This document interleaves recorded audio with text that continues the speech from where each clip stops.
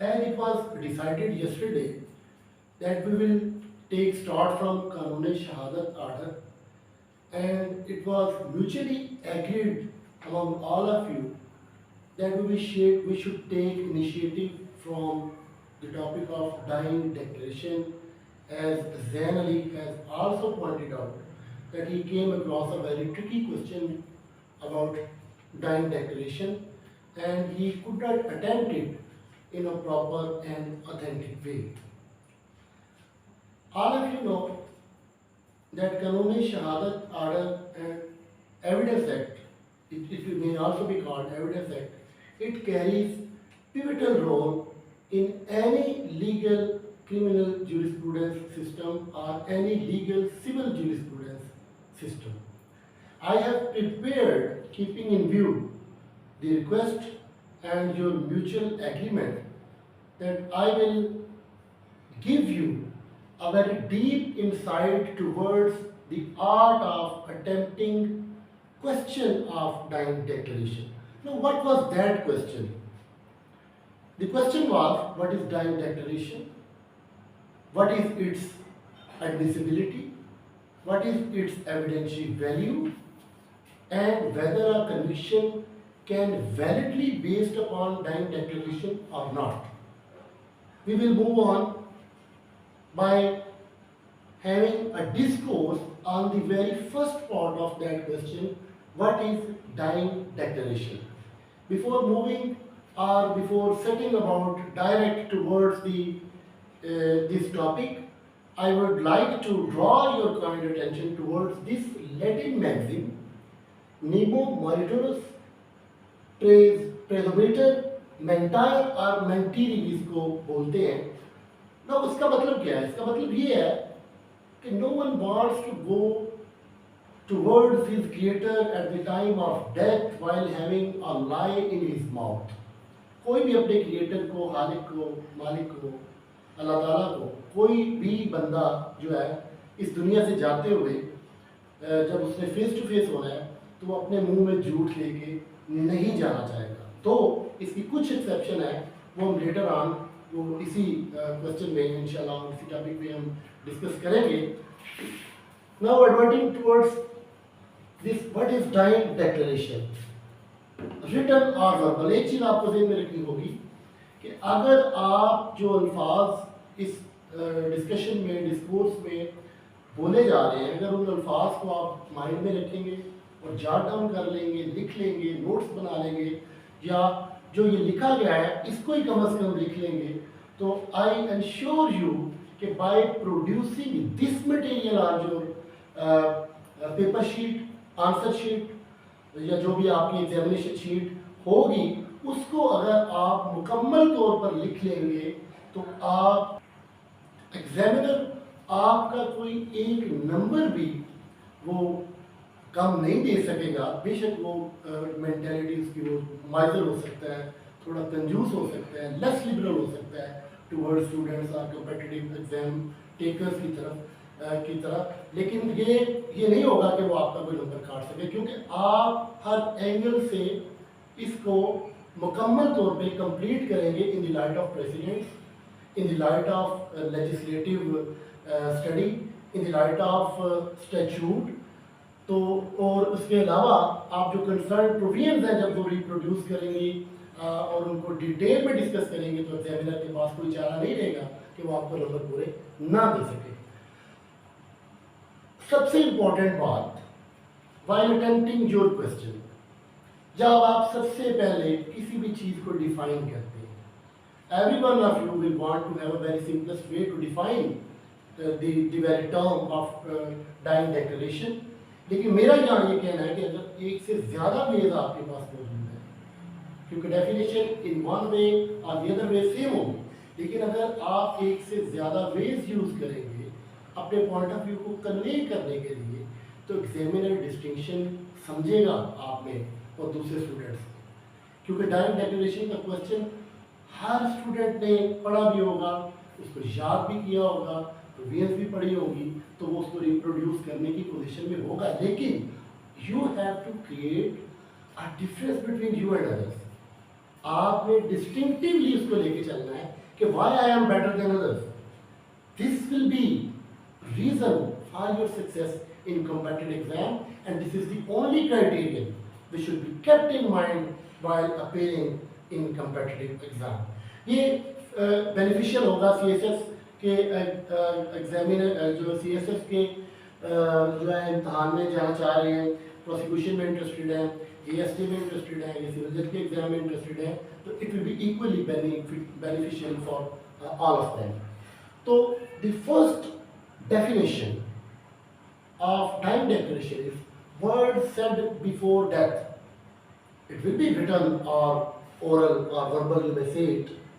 The second one, the second way of defining it is when a person, when he is lying at point of death, makes any statement, it will be called dying declaration too. The third way of explaining it, when a maker makes his statement and dies after explaining the circumstances and transaction which are going to result in his death, this will also be called fourth point. ये वो principle of necessity नहीं है जिसके तहत वो मैं justice Munir की बात नहीं कर रहा, ये नेसेसिटी सेंस में है. एक डाइंग मैन है और उसकी एविडेंस को प्रिजर्व करना ज़रूरी है, और no culprit should go scot free. तो इंसाफ के असूल के लिए द इंटरेस्ट ऑफ जस्टिस ये नेसेसिटी है कि उसकी एविडेंस को, क्योंकि इस आर्टिकल का मकसद ही प्रिजर्वेशन ऑफ इम्पॉर्टेंट एविडेंस है जो लूज हो सकती है. ये इसकी विजडम है, इसकी लेजिस्लेटिव विजडम ये है. तो ये नेसेसिटी है. कोर्ट के लिए उस एविडेंस को स्क्रूटनाइज करना जरूरी है विद एक्सट्रीम केयर. हर चीज़ को एनालाइज करना ज़रूरी है, देखना ज़रूरी है, परखना ज़रूरी है. और उसके बाद आप आ जाएंगे प्रेजर्वेशन, जो पहले बात हो गई है कि प्रेजर्वेशन जो है इसका मकसद है वॉलंटरी होनी चाहिए, कोई एक्सट्रीनियस एलिमेंट नहीं होना चाहिए, ये इन्फ्लुएंस फ्री होनी चाहिए. This is hallmark of dying declaration कि इसमें कोई कंसल्टेशन का एलिमेंट नहीं होना चाहिए, इट शुड बी फ्री. उसके बाद ये कंप्लीट एंड क्लियर होनी चाहिए, कोई इसके साइन होने की ज़रूरत नहीं है, कोई रीडिंग ओवर होने की ज़रूरत नहीं है. उसके बाद हम अपने नेक्स्ट स्टेप पे आएंगे. अभी हम ये डाइंग डिक्लेरेशन ही कर रहे हैं. जब ये डाइंग डिक्लेरेशन का फर्स्ट पार्ट होता है तो मैं आपको बताऊंगा कि अब ये आपका पार्ट जो पहला क्वेश्चन का, उस क्वेश्चन का पहला पार्ट है जो आपको मैक्सिमम नंबर देगा, वो मैं बताऊंगा कि इसको अगर आप रिप्रोड्यूस कर सकते हैं अपने स्टैट्यूट को तो कर लें. If you can't do it properly, or if you cannot claim it, then you can have a summary of it on your answer sheet. It will serve the purpose. ये मकसद हल कर देगा. So this was all about the first part of dying declaration. What is dying declaration in real sense? The fourth way of defining dying declaration is a statement of a dying person as to cause of his impending death. Now, by moving ahead, अब ये आपका अपना तरीकाकार है कि आप इसको bullet point कहते हैं, हेडिंग कहते हैं, या हाईलाइट पॉइंट कहते हैं. This will be your highlight point. और उसमें फर्दर आप जब इसको नीचे लेके चलेंगे तो इन पॉइंट्स को आप ABC रोमन में ले लें, जैसे भी आप चाहें आप कर सकते हैं. Concern provisions and legislative and scientific legal study. इसमें भी एग्जामिनर की एक रिक्वायरमेंट है. एग्जामिनर की रिक्वायरमेंट ये होगी, the material which you are producing on your answer sheet should be quite relevant and direct to the matter in hand. इसमें irrelevancy का कोई कॉन्सेप्ट नहीं है. और irrelevancy की मेरा ज़ाती ख्याल है, मेरा अपना व्यू है कि ज़रूरत नहीं रहती अगर आपने प्रॉपरली अपने टॉपिक पे अबूल हासिल कर लिया है, उसको स्टडी कर लिया है, कंपैरेटिव स्टडी कर लिया, आप रेफरेंस दे सकते हैं, इंटरनेशनल लॉ का रेफरेंस दे सकते हैं, that will be very relevant. आप इंटरनेशनली जो लीगल स्टडी हुई है, जो रिनाउंड राइटर्स हैं, जो जूरिस्ट हैं, उनकी स्टडी का हवाला दे सकते हैं, आप स्टैट्यूट का हवाला दे सकते हैं.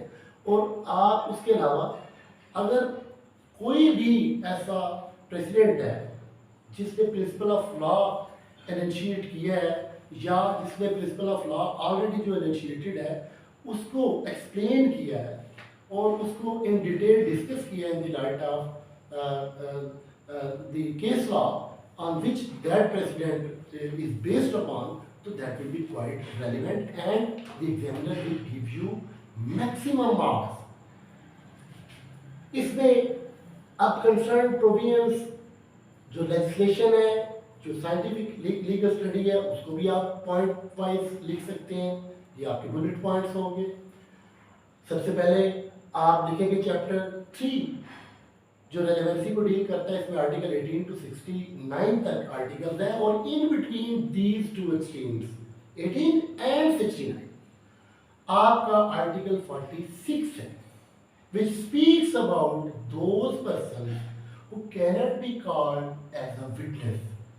और 46 सब आर्टिकल 1 जो है वो डाइंग डिक्लेरेशन को डील करेगा। ये आपकी कंसर्न प्रोविजंस होंगी। उसके बाद आर्टिकल 46 भी आ गया और उसके बाद इंडियन एविडेंस एक्ट 1972 सेक्शन 32 का आप हवाला दे सकते हैं। बेशक 32 जो वो एग्जैक्ट रिप्रोडक्शन है इसकी 46 की। Chapter 25 rule 1 police rule 1934 Murphy very renowned jurist, वो मर्फी ऑन एविडेंस उसकी एक बुक है, आप उसको पढ़ सकते हैं, उसका हवाला दे सकते हैं। फिक्सन ऑन एविडेंस आप फिक्सन का हवाला दे सकते हैं। उसके बाद हम नेक्स्ट अपने बुलेट पॉइंट की तरफ जाएंगे, मेन पॉइंट की तरफ जाएंगे, क्योंकि डाइंग डिक्लेरेशन को सिंपली आप डिफाइन कर देंगे तो आप नंबर गेन नहीं कर पाएंगे। अगर हम सपोज ये समझ लेते हैं, जिसको जहन में कहा कि ये ट्रिकी क्वेश्चन है, इट इज इन 4 पार्ट्स और अगर एक पार्ट को आप 5 नंबर भी दे दें तो आप एग्जैक्टली सिंपल एक डेफिनेशन लिखने से आप नंबर नहीं ले पाएंगे जब तक आप उसका हिस्टोरिकल बैकग्राउंड नहीं देंगे, आप उस पर अपना डीप इंसाइट नहीं देंगे और एग्जामिनर को कन्विंस नहीं कर पाएंगे कि मेरी स्टडी जो है वो कंपैरेटिवली दूसरों से बेहतर है और ये मेरी स्टडी का जो है वो फाइनल आउटकम है in the form of examination sheet या आंसर शीट। तो इन फीचर्स में सबसे पहले तो आपको पता है कि time declaration is an exception to general rule. General rule क्या है कि एविडेंस डायरेक्ट होनी चाहिए। अब इसको कंपाउंड इसलिए लिखा है, आपके ज़हन में क्वेश्चन आना चाहिए कि सिग्निफिकेंस एंड फीचर्स। बहुत स्टूडेंट्स को इशू होता है कि सिग्निफिकेंस में हम एक सेंटेंस लिख रहे हैं, फीचर्स जो एसेंशियल फीचर्स जो हैं वो उसमें 6-7 लिख रहे हैं। तो उसका बेहतर तरीका ये है एग्जामिनेशन को जो है अटेम्प्ट करने का, उस क्वेश्चन को अटेम्प्ट करने का, you must have a compound bullet point, compound heading, compound की पॉइंट, जिसमें अगर आप कुछ गलती से मिस्टेकनली भी कुछ आप इंटरमिंगल कर जाते हैं कि जो सिग्निफिकेंस की डेफिनेशन पे पूरा नहीं उतरता या फीचर्स की डेफिनेशन पे पूरा नहीं उतरता, तो ये कंपाउंड हेडिंग आपकी उस नीड को केटर कर देगा। इसमें एक्सेप्शन वाली बात हो चुकी, कोई स्पेसिफिक मोड नहीं दिया गया।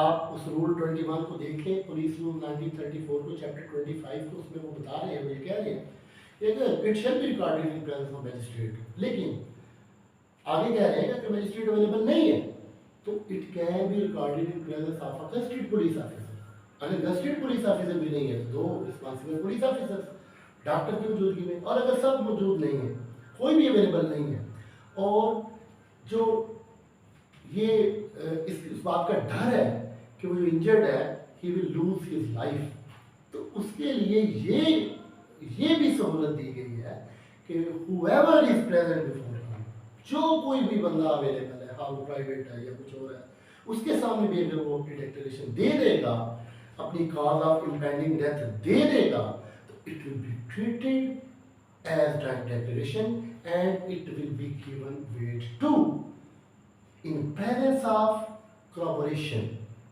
अगर corroboration मिल जाती है in the form of medical evidence मिल जाती है, सर्कमस्टेंशियल एविडेंस मिल जाती है, मोटिव मिल जाती है, तो साथ डाइंग डिक्लेरेशन तो conviction can be based on. और corroboration आपको पता है कि under article 150 question is it's admissibility. It is not per se admissible and it is widely accepted among countries like Pakistan, India, America, England. It is widely accepted. Now, why it is widely accepted in these countries? Because exclusion of dying declaration might defeat the ends of justice. इंसाफ का हसूल मुश्किल हो जाएगा अगर हम इतना important piece of evidence जो है इसको एविडेंस के डोमेन से एक्सक्लूड कर देंगे। लेकिन इसके लिए इसकी एडमिसिबिलिटी के लिए ऑब्वियसली सर्टेन टेस्ट हैं, पैरामीटर्स हैं which are to be observe, जो देखने होंगे कोर्ट को कि इसकी एडमिसिबिलिटी को देखने के लिए कि क्या ये उन पैरामीटर्स पे, उन टेस्ट पे पूरा उतरता है। The first and the foremost, it will be admissible when the maker dies. If it does not die and the death of the declarant does not come into question, then this declaration cannot be called dying declaration and that will be out of its domain. Secondly, आप इसी तरह अपने exam में लिखेंगे, जिस तरह ये headings बने हुए हैं, ये पॉइंट्स बने हुए हैं, आप इसी तरह लिखेंगे and you will explain it in 1 or 2 sentences. It should not be inconsistent with other available evidence.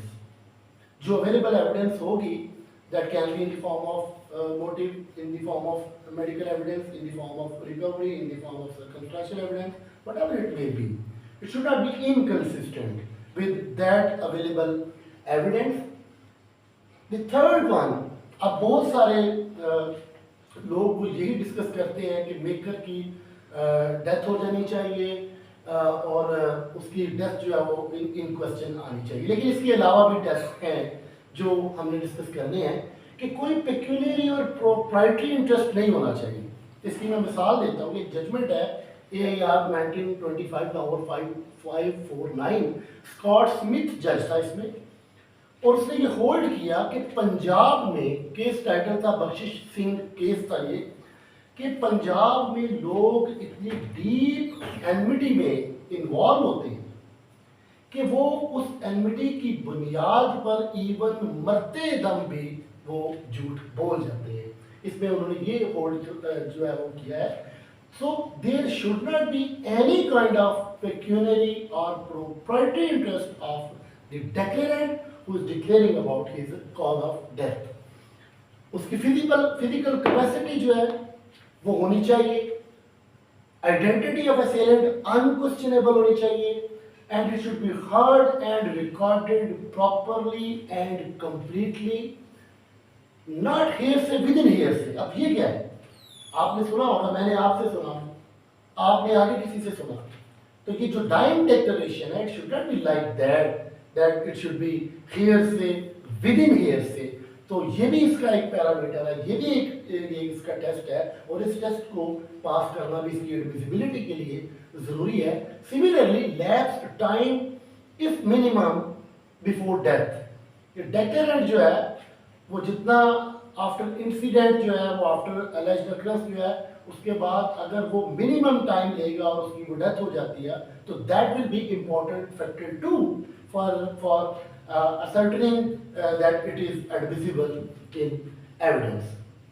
Admissibility और relevancy जैसा कि आप जानते हैं, similarly इसकी reliability जो है, that is quite important when you will go ahead, कि जब आप इसकी एविडेंशियल वैल्यू को असेस करेंगे और लेटर ऑन अगर आप इस पे कन्विक्शन जो है इस पे बेस करेंगे, तो इसकी एविडेंशियल वैल्यू जो है वो भी वो सारे फैक्टर्स को देखा जाएगा।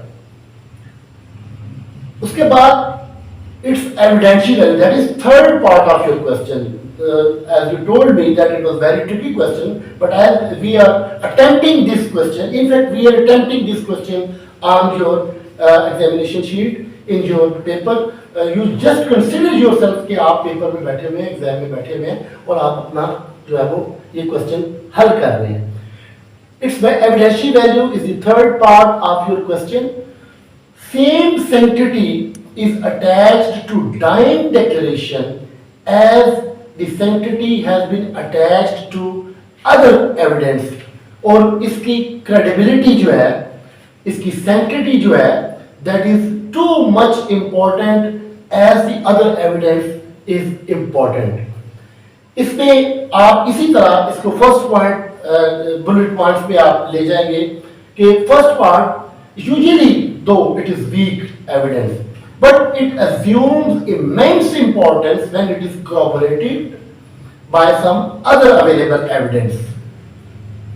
और अगर इसके requisites जो है वो पूरे हो जाते हैं तो फिर ये substantive piece of evidence हो जाएगा। थर्ड वन जो है वो नेचुरल विटनेस है, जो डाइंग पर्सन होगा, जो डाइंग डेक्लेरेशन रिकॉर्ड करवा रहा होगा, he will be natural witness और it will be expected that truth, whole truth but nothing else will come out of his mouth। ये जजमेंट है 2019 SCMR सुप्रीम कोर्ट की, वो एग्जैक्टली उसका पेज तो मुझे याद नहीं है, लेकिन इसमें ऑनरेबल कोर्ट ने, ऑगस्ट कोर्ट ने ये होल्ड किया कि it will be expected that only truth will come out of his mouth. और कोर्ट को अगर इन डेप्थ स्क्रूटनी चाहिए होगी, ये भी डिपेंड करेगा इसकी एविडेंशियल वैल्यू पे कि court has to scrutinize it with deep intent और extreme care के साथ देखा जाएगा। Integrity of dying man will be another factor to base conviction upon it and to assess the evidentiary value of the dying declaration। इसमें judgments हैं 2015 SCMR page 10 Sikandar judgment है Sikandar Shah versus Raza Shah 2015 SCMR page 10, Tariq Khan versus state 2011 SCMR 646 page, Farman Ahmad बनाम Inayat 2007 SCMR page 1825। ये तीनों judgements जो हैं इसमें evidential value की असेसमेंट की गई और टूल्स, जो बेसिक टूल्स हैं एविडेंशियल वैल्यू को असेस करने के लिए, अप्रेजमेंट एविडेंस के लिए, इस हर चीज को इन तीनों जजमेंट्स में डिस्कस किया गया है। एंड इफ यू विल, अगर ये आप तीनों जजमेंट्स के टाइटल्स विद साइटेशंस जो है वो अपनी पेपर शीट पे लिखाएंगे तो examiner will come to know कि आपकी स्टडी जो है वो कंप्लीट इन इट्स एंटायरटी है about the subject of dying declaration और आप सिंपली टू द पॉइंट अपनी डायरेक्शन की तरफ मूव कर रहे हैं। और इसी क्वेश्चन को जो आपसे पूछा गया है, you are in direct with, you are in direct in dialogue with your examiner and you will get maximum marks of declaration. The fourth part is conviction can be based upon. Whether conviction can be based upon the dying declaration or not. Now, if it is not informed, if there is no informity in recording of dying declaration, it is complete in its entirety, there is absolutely no doubt about it, it is not tainted one. What is meaning by tainted one? कि कोई extraneous element नहीं है, कोई consultation नहीं है, कोई concoction नहीं है, किसी हवाले से इसको आप ये कह सकते हैं, इसमें कोई आमेज़श नहीं है, तो फिर ये conviction can be based upon। और ये फिफ्थ पॉइंट जो है, जो मैंने जो लिखा है, ये सब जितना लिखा गया है, ये सारा आपका बेसिक मटेरियल है। It is quite relevant and direct. If you will be able to reproduce it on your answer sheet, आपको ये कभी नाकामी का मुंह नहीं देखना पड़ेगा। Soon after the occurrence of incident, as we have talked about already, mental weakness नहीं है उस डेक्लेरेंट की। इस पे जजमेंट्स हैं 2001 SCMR पेज 1474 फरमानुल्लाह वर्सेस कदीम खान। इस केस में ट्रायल कोर्ट ने डेथ पेनल्टी अवार्ड की, हाई कोर्ट ने एक्विट कर दिया और लेटर ऑन जब मामला सुप्रीम कोर्ट में गया तो सुप्रीम कोर्ट ने ट्रायल कोर्ट का फैसला जो है उसको बहाल किया और डेथ पेनल्टी जो है उसको मेंटेन किया on the basis of dying declaration while considering it that it has rung true। ये सच्चाई में मबनी डाइंग डेक्लेरेशन थी और इसी डाइंग डेक्लेरेशन की बेस पे उसकी डेथ पेनल्टी जो है उसको दोबारा बहाल किया गया और एक्सेप्ट किया गया उसका इसका फैसला जो है वो हाई कोर्ट का। सिमिलरली शमीम अख्तर केस है PLD 92 सुप्रीम कोर्ट पेज 211, ये फुल बेंच का फैसला है। इसमें ऑनरेबल चीफ जस्टिस अफजलुल्ला साहब थे, अब्दुल रहीम साहब थे और जस्टिस अफजल लोन साहब थे। ये 4 जजेस थे इसमें।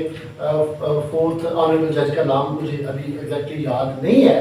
तो ये फुल बेंच का फैसला है और इसमें भी कन्विक्शन जो है वो इसमें दी गई थी। इसी तरह बहुत से केसेस हैं इंडियन जुरिस्डिक्शन के, गुरुस्वामी केस है, अब्दुल रहीम केस है।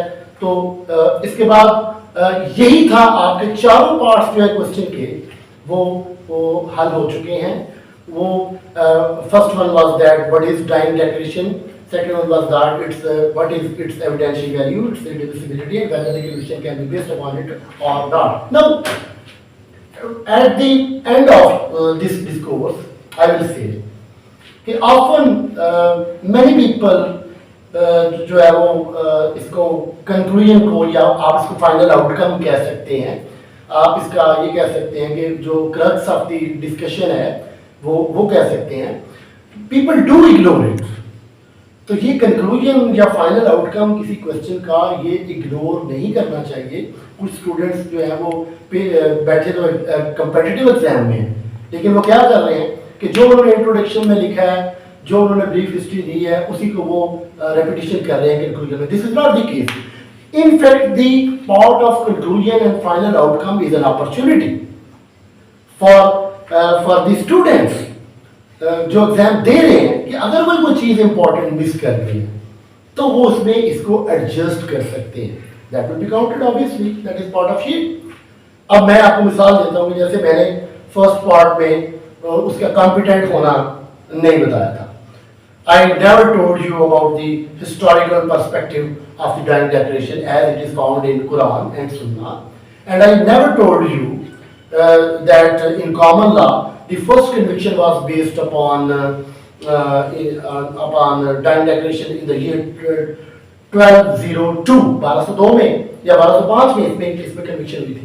तो ये चीजें आप इसमें एडजस्ट कर सकते हैं। अब ये